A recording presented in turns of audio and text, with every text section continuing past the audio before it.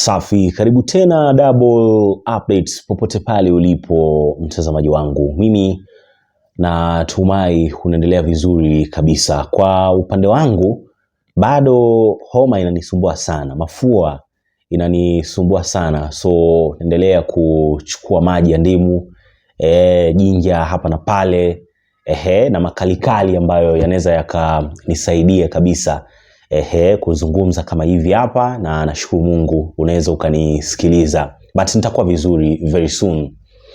Kwenye video hii hapa nina mengi kabisa ya kukufahamisha, kwa hiyo nachokuomba nibaki na mimi mwanzo mwisho. Niruhusu nikupeleke mpaka kaunti ya Busia ambapo tunakutana na seneta wao ambaye anajulikana kama Omutatah. Omutatah amejulikana siku nyingi sana kwa kuwatetea wananchi, hasa wakati kuna namna fulani serikali haifanyi vitu ambavyo vinatakiwa kufanyika. Na uzuri wake ni mtu fulani ambaye amekuwa akitambua sana sheria, amekuwa akifuata sana sheria. Omutatah alifunga safari mpaka kaunti ya Kisii. Kule Kisii kitu ambacho kilimpeleka ni kumripoti William Samoei Ruto kuhusu matamshi yake kuhusu swala la SWORD.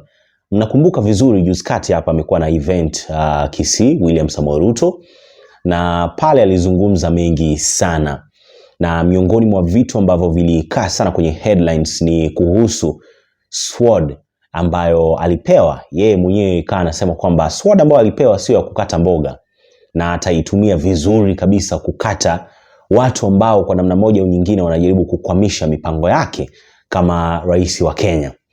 Na inaonekana statement hiyo ilimpa uoga sana seneta wa Busia Omutatah, na nahisi kuna muda maisha yake ipo hatarini, kwa sababu labda hiyo SWORD inaweza ikampitia, so hujui itampitia kwa namna gani.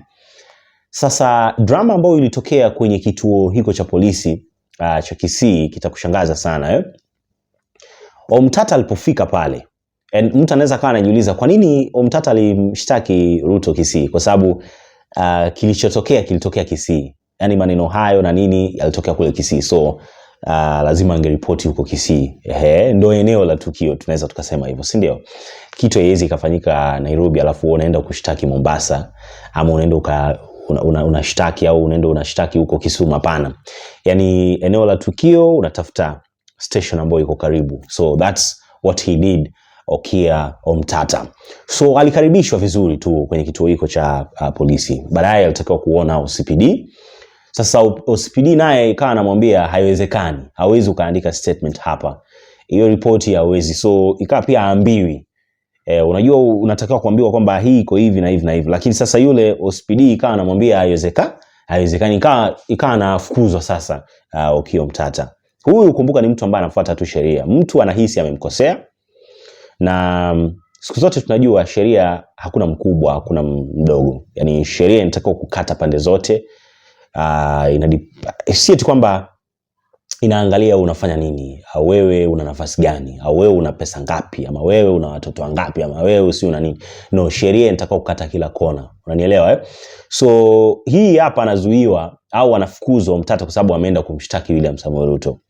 And kwa mara nyingine tena inaonekana kwamba sheria watu hawaiheshimu. Yaani mtu ameamua kabisa kufuata namna ambavyo inatakikana, lakini ndio hivyo, ndio kawaida ya serikali hii hapa. But kitu ambacho kinanishangaza ni kwamba tumefika level ambayo kuna watu wa kushtakiwa, kuna watu ambao hawatakiwi kushtakiwa, kuna watu wa kukushtaki, kuna watu wa kukuamulia, unaona vitu kama hivyo. So inamaanisha hata sheria yenyewe haitusaidii. Unanipata? So the Star na confirm the senator had gone to Nyanchwa police station in Kisii to the report, or to read the report, when he was turned away. Omutatah sent away from filing report on Ruto's SWORD remarks.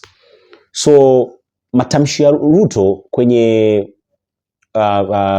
swala la watu ambao wanajaribu kukwamisha mipango yake, alizungumzia swala la housing levy, and Omutatah anakuwa miongoni mwa watu ambao hawakukubali sana hiyo idea ya housing levy, na mpaka wakafikisha kesi kule mahakamani na kusema kwamba kuna vitu lazima hapa viangaliwe. And baadaye tuliona matokeo, koti kidogo kama ilisimamisha, lakini ni kama pia haikusimamisha. So I don't know what happened. It was unconstitutional, lakini baadaye ikawa wanasema iendelee tu. So hapo ndo watu kidogo walikuwa wanachanganyikiwa. And Ruto hakupenda kitu kama hiko. And I think ilifika point ikawa nahisi kuna watu wanajaribu kukwamisha vitu vyake. So hapa ikawa anashindwa kuelewa, okay, Omutatah anakwamisha vipi vitu vyake William Samoei Ruto?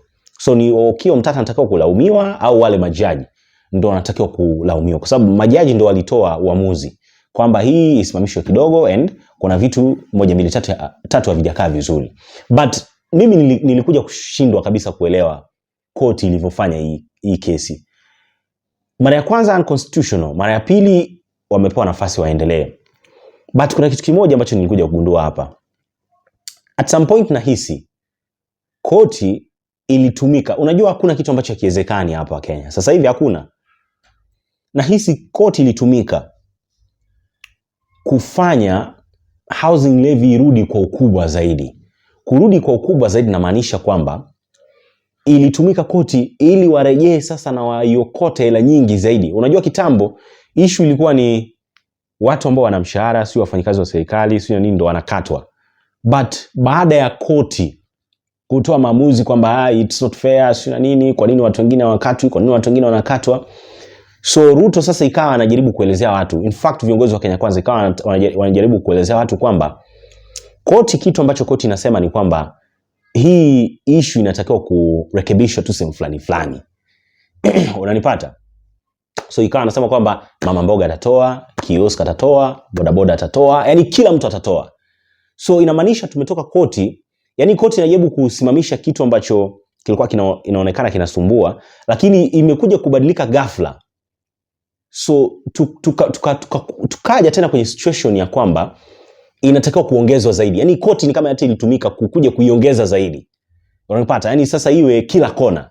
And juzi amefanywa mahojiano hapa William Ruto. Iko wapi hiyo?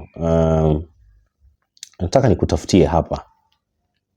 Niruhusu nikutafutie hapa hiyo video clip. Ruto akijibu swali la hiyo housing levy. Nilishtuka sana, nikasema okay, wacha tuone itakuwaje. I think iko hapa. So nataka tutazame video hii hapa na namna ambavyo alikuwa anajibu swali hapa William Samoei Ruto, alafu ndo tuone itakuwaje, kwa sababu yeye anasema kwamba si tu kwamba issue ni unconstitutional, waliambiwa au ilisemekana tu kwamba wabadilishe sehemu fulani ili vitu vikae vizuri. So hebu tumsikilize. No, how do we continue to do unconstitutionality? No, Mr. President, at least you can agree on what the court said. Yes. And the court said that we've looked at everything and we arrive at the decision that this is discriminatory. Because of that, it doesn't agree with the constitutional Article 10 on governance, and therefore it is null and void. No. Kingine ambacho labda Mheshimiwa Rais ni kuongezee, ilisema mahakama pia ilisema kwamba hakuna mkakati maalum kupitia KRA jinsi fedha hizi zitakusanywa. Absolutely. Now that is what they told us to fix. And that is why we now have a law in Parliament. What the court said there are institutions that are not paying. There are groups that are not paying, that are not paying in the current setup. And we have said we are expanding the net of the payers. It will give us actually more money so that we can do more houses, which is a very positive thing that the court has done. And they have said establish a mechanism how this money will be used. We have put a mechanism in law how it's going to be used. Let me tell you, good people, we can argue about this or that or the other. My question is, do we have a problem of housing in Kenya? Yes. Do we have a problem of jobs in Kenya? Yes. Can we sort out? Because it is one thing to argue, even if you are a judge. And I am sure that is what went through their minds. Because the judges are also Kenyans. They know we have millions of young people out there who are jobless. A story was carried, for example, in one of the media houses here. I think I saw it on KTN, saying the crime rate in Ruiru has gone down because there are many people working in the housing program in Ruiru. I did not make the story. It was in KTN. And that is the truth. So even as you sit as a judge, even as you ask me a question as a journalist, we are discussing housing. Housing is an opportunity to do three major things. Number one, to create jobs. Is it a good thing for us to create jobs? These are not the children of William Ruto.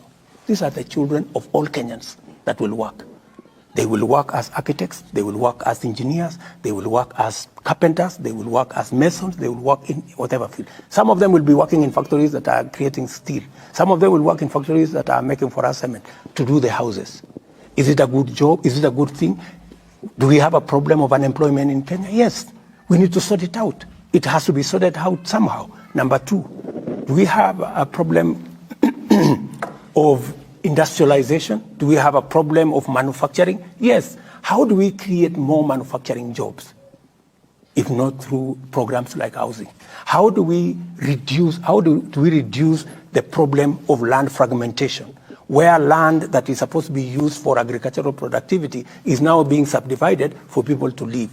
If we provide alternative housing, we will save the land that is going to settlement. We will use it to produce food so that we stop the slide into food insecurity, and we begin to tame the problem of high prices of food. Mr. President, these are obvious, and that is why I am very confident that the court will look at what is the public interest, what is the public good that comes with housing. Let me ask finally, to own a house in Kenya today, you need to have 4 million, 5 million, the simplest, the cheapest house.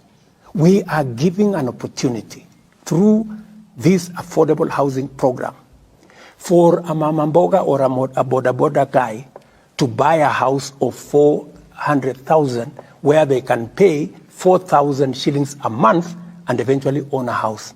I mean, we're giving dignity to every Kenyan. And let me tell you, finally, housing was a program that was in the UDA manifesto, the Kenya Kwanza manifesto, 1.5%. It was in Azimio manifesto, 1.5%. Yeah, and we all know that it is the right thing to do because other countries have done it and they have made a big difference. We have had this housing thing for as long as I have been a politician, but nobody has had the courage to implement it. Nobody has had the plan to do it. Have you stopped to wonder or ask what the people think, what their sentiments are about this? Because times are tough, Mr. President. Put in mind, 70% are saying no to this program. Yeah. Just wait. I want you to go to where these Kenyans are working. Go and ask them. Go and ask them. The beneficiaries, the people who are working today, they are not even the owners. They are just working. Go and ask them. And you see, this is the beginning of a program. Give it time. Kenyans will come to appreciate that, yes, my son is working, my daughter is working. If they are not working at the construction site, they are an architect, or they work in some company, they are an accountant in some company that is doing cement and construction products. And let me ask you, countries like Singapore, like Malaysia, like Korea, we all have been talking about them. We've been saying, oh, you know, we were at the same level with Korea, but today they are different from us. They made tough decisions. That's why they are where they are. We have to make tough decisions if we have to catch up. I mean, if we want to continue to make convenient, you know, politically correct decisions, we will continue to remain in the same place. And I know, for example, that it is politically expensive. You know, I would be a very popular person if I abolished tomorrow. I said, okay, let's forget about the housing thing. People will clap for me. Mr. President, I don't think there's anyone saying that you should stop it. I don't want to be... And Mr. President, if you remember, Mr. President... I want to transform Kenya. Yes, if you remember... Transforming Kenya is not a walk in the park. Transforming Kenya is not going to be done using convenient politically correct popular decisions. Some of the decisions may be difficult now, but we will all see the benefits as we go. No doubt about that, Mr. President. It is the wrong time. We've had housing as a plan for the last 50 years. Are you telling me for the last 50 years, there was no correct time? It is never too late. It is never wrong to do the right thing. Mr. President, just let's stay to the housing fund. Because when it started and you were walking around the country and selling this dream to many Kenyans, you told us this was a fund and we will contribute. And if you didn't want the house or didn't benefit, at the end of the day, you would get your money out at some point. Then overnight, in Parliament, it turned into a levy and a tax. What really changed and what caused you to move from a fund, which was really, really contributory, to this discriminatory fund that even the court has found to be? And does this mean that this plan changed overnight, or what really happened to cause you to make these changes? And just to stay on that point, was it necessary that we would start all these funds together in terms of, was it a must that you start the housing fund? You are here fighting the fire of housing. Again, you start the health crisis. Before this is done, even it's off, you are dealing with the taxation, And because of that, nearly every government agency is now waking up with taxes. So you find, levies going up by 3,900%. You find even pets now they're going to be taxed. And Kenyans are wondering, what has happened? Do you feel that you're out of touch with the people that you lead? Because then it will explain some of the decisions that you're doing. Thank you very much for asking that question. Naam, umesikiliza namna ambavyo amezungumza hapo William Samoei Ruto, na nataka nikuhakikishie kitu kimoja. Hii housing levy watu wataitoa, wapende wasipende. Kwa anavyoongea William Samoei Ruto, sioni kitu chochote ambacho kinaweza kikamzuia. Yaani yeye kama William Samoei Ruto anahisi hii itapita. Yaani mpende msipende itapita. And kama hujagundua, kuna Ruto mara ngapi? Mara mbili. Kuna Ruto wa kufanya maamuzi na kuna sasa Ruto wa kuongea huku nje, yani kwenye rally, kwenye labda interviews. Alafu kuna yule Ruto pia wa kuongea huko nje, yani anapo labda tembelea nchi zingine, anavyoongea, yani kwa anavyoongea na huku nje anakaa mtetezi sana. Lakini anafanya maamuzi fulani ambayo lazima yatakuumiza, yani upende usipende. Na nilikuwa nasema tu kwamba kufanya kesi na William Samoei Ruto sio rahisi. Hiyo unatakiwa kujua. Kufanya kesi na yeye sio rahisi. Wacha nyinyi mnasemaga si huamini Ruto, huamini. Kuna kitu kingine hufai kuamini, koti. Kwa sasa hivi tulivyo, na yani kama inahusu Ruto, and imekuwa hivi tangu kitambo, yani kama inahusu mtu ambaye labda ana nafasi yake kwa jamii, inakuwa ni vigumu sana.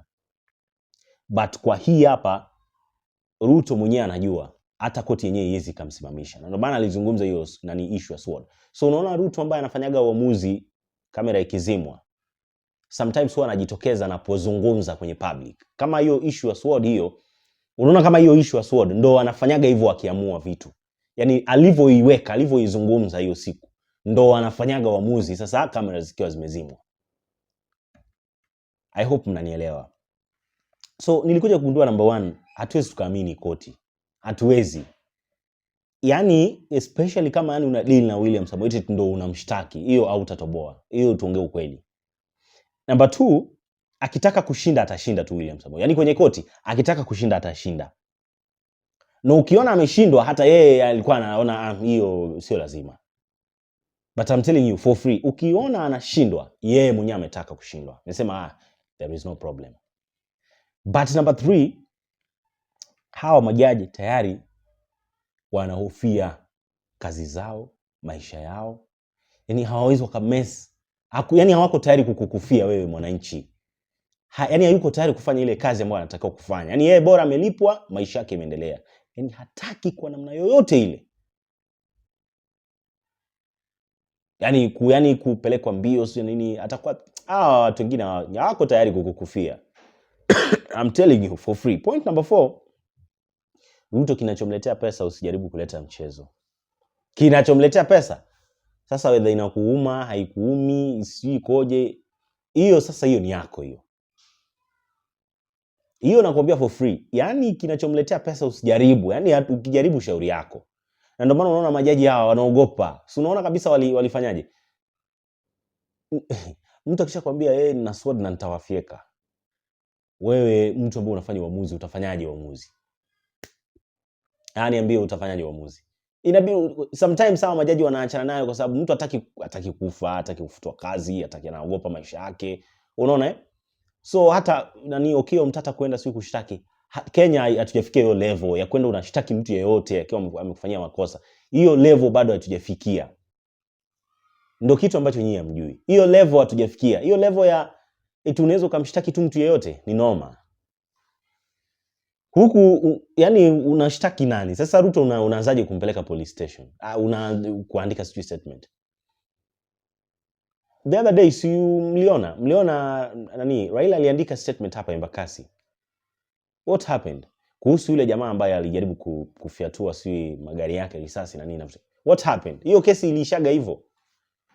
Yule jamaa aliendaga hawezi kama ametumwa na serikali ndio hivyo ametumwa. You will do nothing. Hakuna kitu ambacho unaweza kufanya. Sio kama tunaelewana ndugu zangu. So that's what's happening. That's what's going on.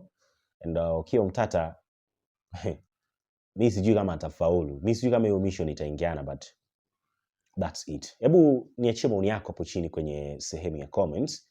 Lakini kikubwa zaidi ni subscribe ili uendelee kupata taarifa nyingi na mpya kila wakati. Labda kwa wale ambao bado hawaja subscribe but very big shout out kwa kila mtu ambaye siku zote anafuatilia Double Updates. Kwa mtu ambaye anajiuliza vipi Christmas Double J unapataje? Mimi wanaweka nambari yangu hapa chini kwenye sehemu ya comments and sometimes pia naiandika hapa kwenye screen. So if you feel like Christmas lazima tusherekee na lazima Double J naye akunywe soda, there is no problem. Kila kitu kitakaa vizuri sana. Tukutane kwenye video ambayo inafuata. Bye bye.